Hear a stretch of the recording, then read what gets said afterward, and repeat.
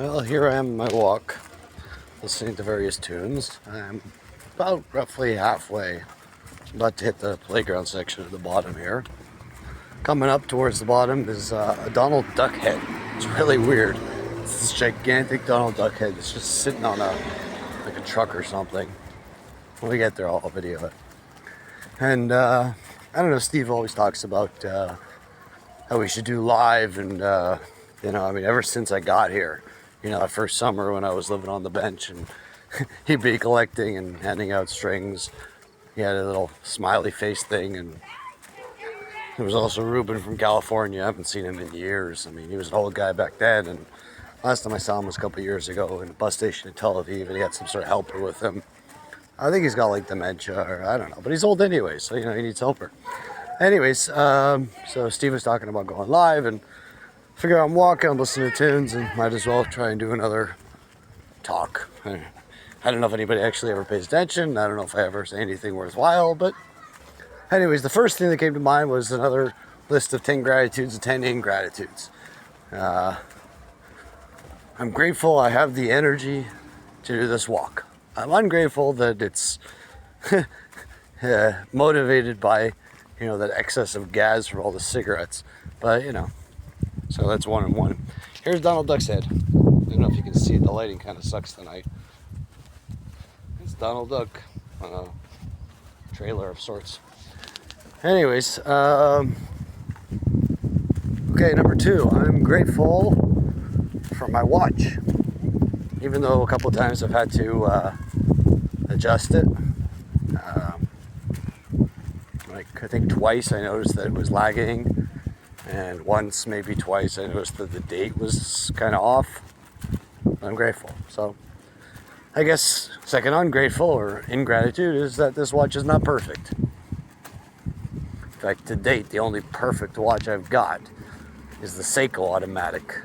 The first one I bought, which took me, I think about a month to work out the courage to spend, I think it was like 1,100 shekel on it. And I spent another 100 shekel on the second band. And eventually I stopped at, I think it was like 50 US, no, 50 Canadian. I bought a silicone band on Amazon. But, I like watches. I like clothes too. I'm not as particular about my clothes. It's pretty much, does it fit? Does it send a message of relative positivity? Like the shirt I'm wearing today says Yudin Barushu Ataretz, which when I bought it I thought was fantastic. I still think the message is good, it's just I don't want the attention. I kind of like that it has Hebrew letters, so I think you get less scrutiny from the army.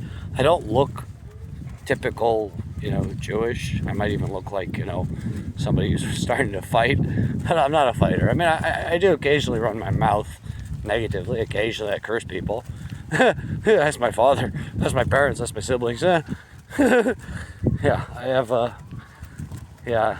a little bit of a temper. I don't think I've ever hit anybody in my life. Although I'm pretty sure I kicked a 9th grade classmate of mine in the balls after he touched the vegetables in noodle soup. Yeah. Other than that, I don't think I've ever been physically violent. There was another instance in a different 9th grade class, because I did 9th grade twice. Also did 8th grade twice. But in general, I'm a non-violent person. But my mouth, on the other hand, expletives galore. It's usually my mornings are filled with me trying to hold back thinking and saying that the entire world population are cunts. But, it's just what I think. I can't help it, it's like I'm a beggar, I don't have a career, and I kind of wish that, the billionaires would, but on the other hand, the billionaires are, if they're investing in hospitals and in infrastructure, so it's not really, I don't know what I'm thinking about, I don't know what I'm trying to say, I just wish that, God had some means of making me financially independent, which I guess begging is, because, I typically have enough money for groceries and cigarettes. And every once in a while there's a boon, and then an expense comes up, like a brick of tooth. And occasionally I feel generous, like I bought the house an air conditioner, I bought the house a washing machine. You never know. I mean, if I get enough contributions over the course of the next year, I might even buy the house a dryer. It took me like 3 weeks to get myself to buy a tarp. In fact, I've been looking at tarps online for probably months. Okay, back to gratitudes and ingratitudes. What else am I grateful for? I am grateful for the song I'm listening to. I am ungrateful that because it is a woman singing, a lot of Orthodox rabbis, especially ultra-Orthodox rabbis, would say it's forbidden, because the Talmud says that the voice of a woman is erva, which loosely translated is inappropriate. I mean, typically when you use the word erva, it's talking about a woman's genitals, but the Talmud uses loosely describing a woman's hair and her voice, any skin really, but there was varying degrees of modesty discussed throughout the Talmud. As I've encountered so much of the Jewish population sitting on the steps and so much of the world population, although quite frankly not so much, I'd say it's more just a sample of the world population, but in truth a huge percentage of the Jewish population of the world on the steps. There's lots of varying opinions. Like today I saw a guy, at first I thought he was an Arab tour guide giving a tour to some Russian woman. And later I saw them holding hands, so they could be boyfriend and girlfriend. She was wearing a nice dress. It was a little tight, but it was relatively modest. But in the proper light, you could see she's wearing a thong underneath. And not from the marks of it, but from it was semi-sheer, the dress. So, did I enjoy seeing it? Yeah, of course. Girl's got a nice body, and she's wearing sexy underwear. Of course I'm going to enjoy it. Or if a girl's got a nice body and she's not wearing any underwear, of course I'm going to enjoy it.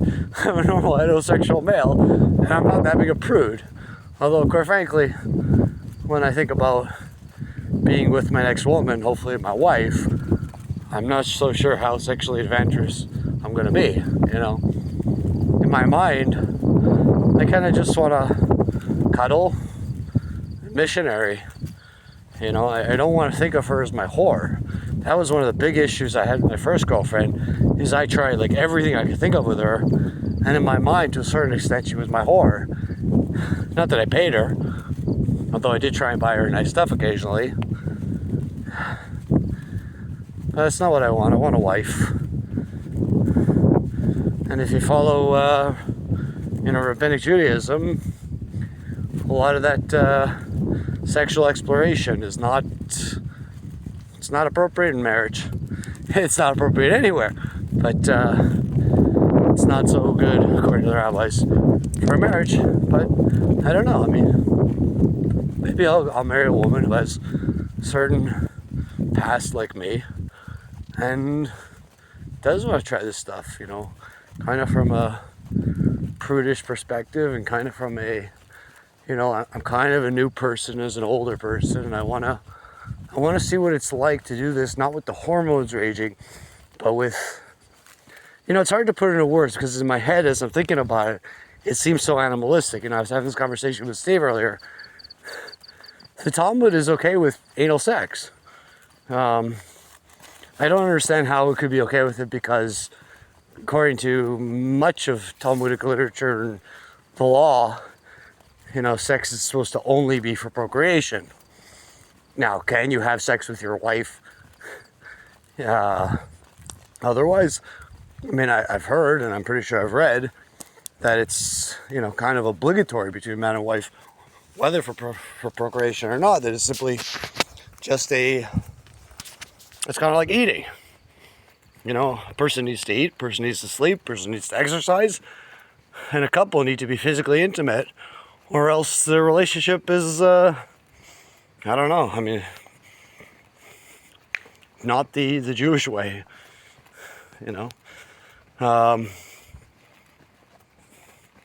a lot of times, I'll meet young women and I'm like, I want to get married. I want a woman to have my meals with, go for walks with. Hopefully, she'll want to collect with me on the steps. But if she's got a career, I guess financially I'd prefer she do that. But I guess I kind of don't want her to have a career. And just to rely on God that He's going to provide what we need. What are we going to do if there's kids? I don't know. I mean, I kind of want to pray that there's going to be kids. On the other hand, it's going to be more of a silent prayer, because for me to get through formal prayer, I do chakras, and today I read some Tehillim, but typically I can't do more formal prayer. I can't. Every time I open the Tehillim, it's like, who am I talking to? If God's in control of the world, then what am I doing? I'm reading words that have, I don't know, it's like grinding my gears is the only way I can feel how to properly express it. And I'm like, I'm not actually talking to anybody, I'm just reading meaningless words. Not meaningless, meaningful. But I don't know. It doesn't do it for me anymore. Study doesn't do it for me anymore. Occasional reading, I like to read because, I don't know, I like to read, but not that much.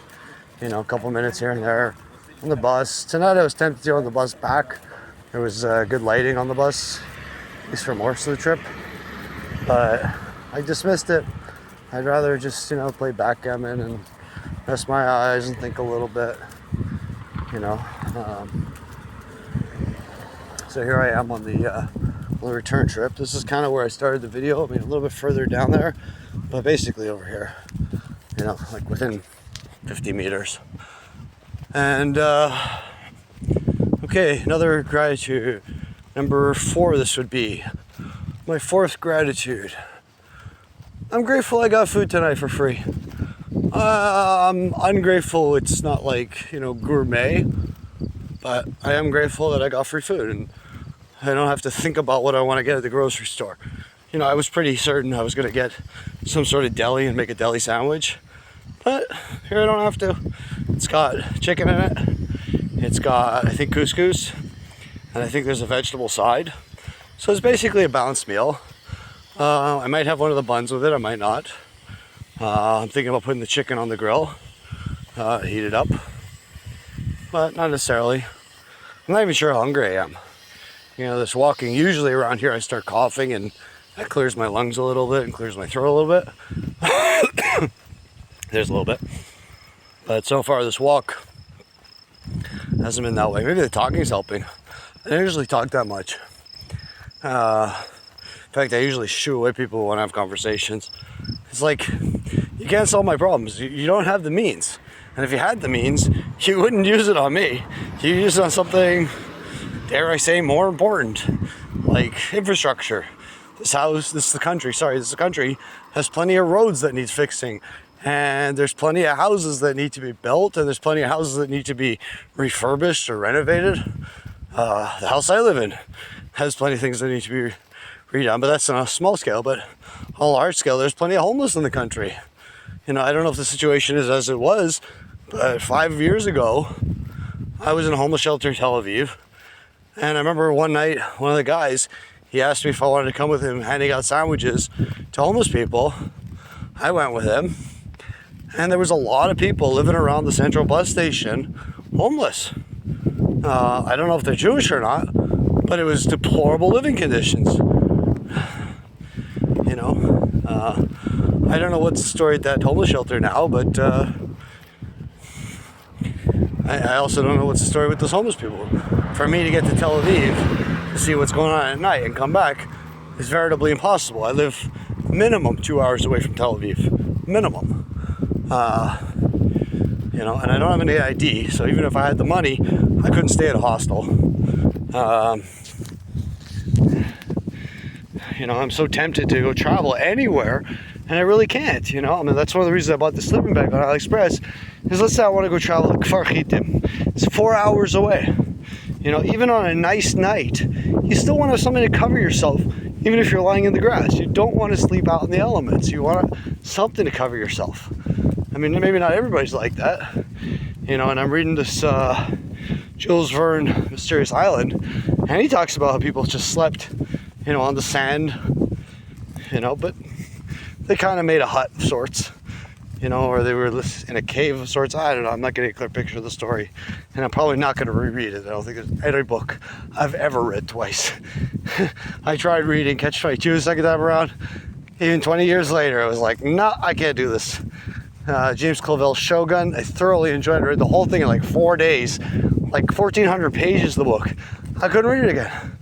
Just, movies, yeah, I mean, if it's thoroughly enjoyable, I can watch it 10, 20, 30 times. The Godfather, the first part, I've probably seen it like 30 times. Same with The Matrix.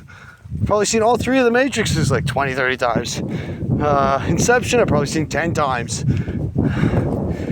Fast and the Furious, not so much. Gets kind of boring. I mean, last night I tried to watch, I think it was F9, and fell asleep like halfway. It'd been a while since I've seen it. It was relatively recent, so I kind of enjoyed it. But typically, there's not that many movies you can watch that many times. In the words of Tony Robbins, if you're watching a movie for the second time, get a life. And if it wasn't so difficult, collecting stuff on the steps, I tell myself to get a life. But I mean, technically I could stay home and just go grocery shopping for the next couple of months. I mean, I haven't spent everything I've got. But then, what about I need a dentist? Or I want to go to a restaurant. A restaurant minimum. You got New Delhi, a sandwich, burger, and a drink. Sorry, a sandwich, fries, and a drink, 60 shek. And they got more expensive ones, up to like 70. And if you're really hungry, you want to add on potato fries or onion rings, it's like 80 shek.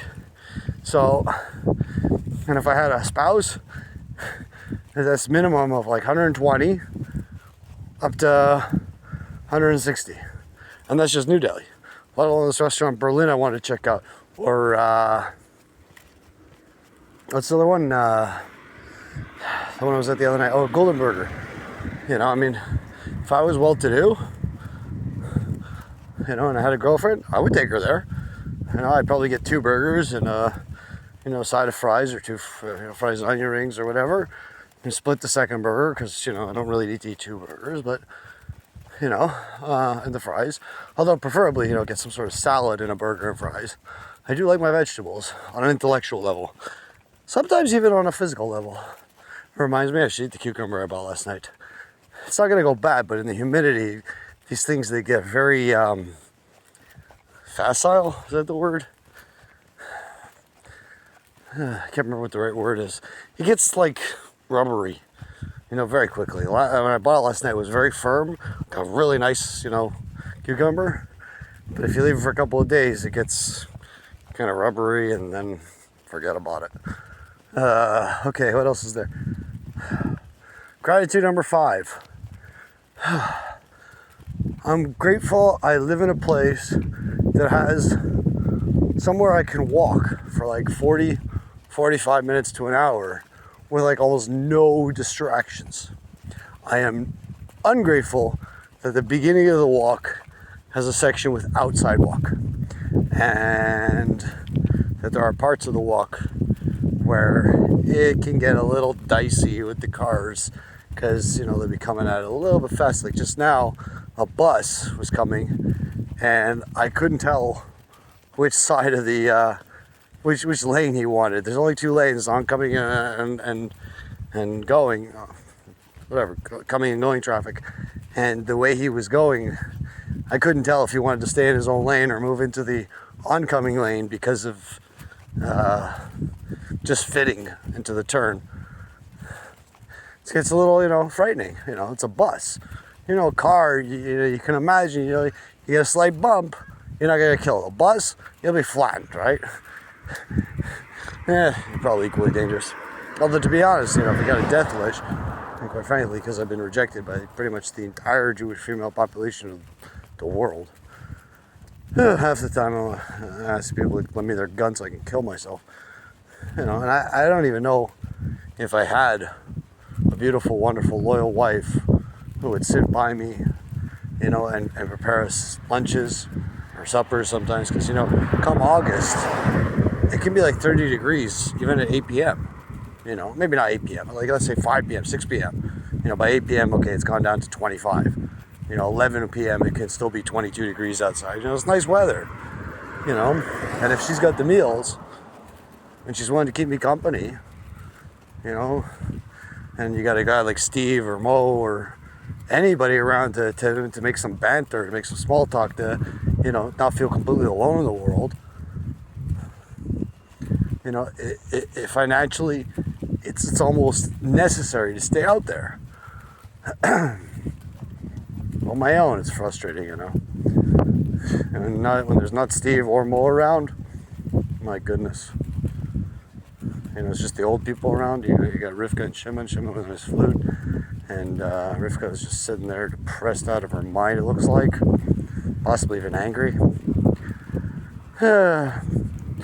Today, and I think it was yesterday, but I can't remember for certain, they both came at like 5 p.m., which is very unusual for them, because usually she, at the minimum, is there like 9 in the morning, 10 in the morning at the latest. He varies, sometimes he'll come 10 o'clock in the morning, sometimes he'll come at 1 in the afternoon, sometimes he'll come at 5, it varies,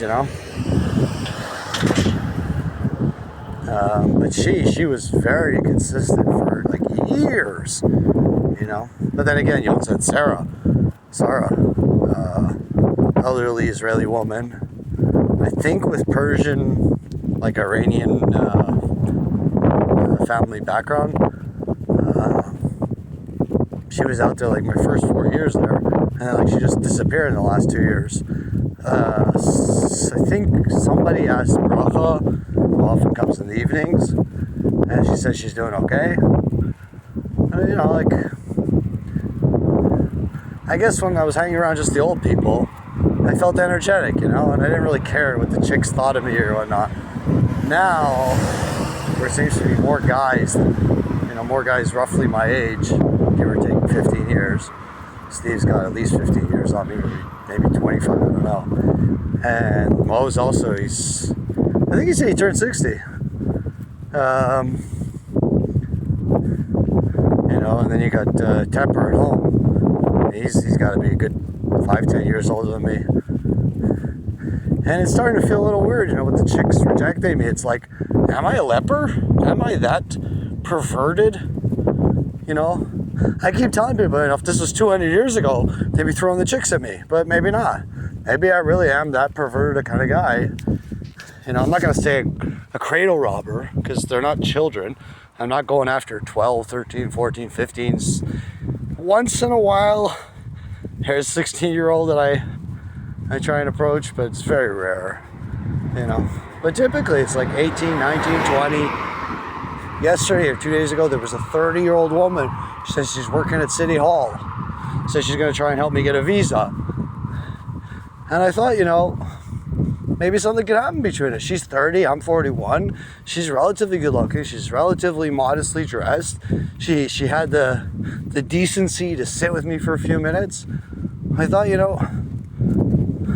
but I guess not. I guess she's more interested in her career and somebody of equal societal footing, and I don't blame her. Why would any woman want to marry me? What do I have to offer? I have opinions, so what? Everybody's got an opinion, everybody's got an asshole, it's the same thing, What do I have to offer the world? If I had money, maybe I'd open a Lego museum, Sure as hell wouldn't open a grocery store, there's enough of those. Although technically, if the new section of the Yishuv gets bigger, they might need to open a grocery store down there. Not everybody wants to walk 45 minutes or more to the grocery store, and everybody's got a car, and the buses aren't running all the time, although typically the grocery store is open during bus hours, and buses are running typically during grocery hours. In fact, buses run more often than, but still, if you're 8, 9, 10 years old, you don't necessarily want to get on the bus to go to your local grocer. You just want to get a small bag of chips or a piece of gum or whatever else. You kind of just want to take the 5-minute walk and just go, or a slice of pizza. I don't know. Anyways, I'm almost home. Let's see if I can think of a fifth gratitude and a fifth ingratitude. Oh, I'm grateful my water bottle and shirt, at least according to Yisrael, have arrived. That's I'm ungrateful that the post office in Adam is only open like 3 days a week for a total of about 8.5, 9 hours.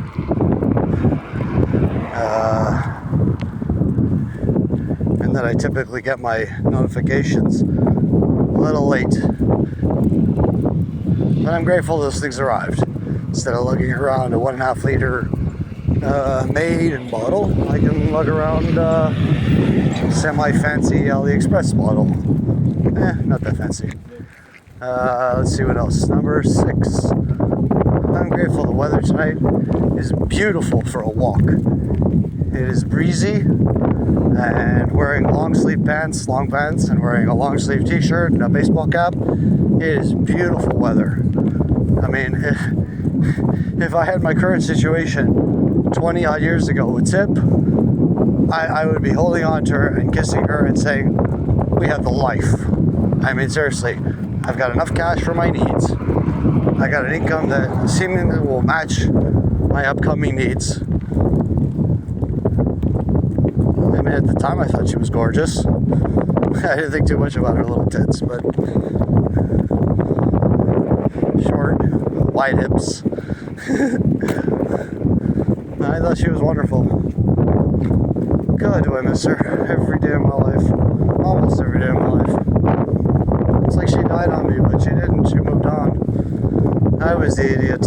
I should have pushed forward and trusted in God that things were going to work out. Instead, I broke up because I didn't see how I could support her. And then I didn't think she could support us, and I didn't really feel comfortable with the idea. 7. I'm grateful for my Doc Martens. And I'm grateful for my new Doc Martens. However, I am a little ungrateful that my room is getting covered in shoes. I've got the Doc Marten boots. I've got these Doc Martens shoes. I've got a pair of sandals I bought in the old city. Camel leather. Good for warm weather when you're staying local, not so much if you're going to go anywhere long distance. I've got a pair of water shoes from AliExpress, and I've got a pair of sneakers from AliExpress, which I don't know if I'll ever wear them. Maybe I should just leave them by the, where people leave stuff they don't need. What else is there? 8. I like the song I'm listening to, and I'm not grateful that he does not sound sincere when he says that he wants to be a billionaire. I still like the tune. He's even got a nice voice. Just doesn't sound sincere. Okay, number 9. I'm grateful that peeing almost never hurts me. In fact, I cannot remember a single time that peeing hurt. I am, however, ungrateful that I am full of gas and that I pee so often. Number 10.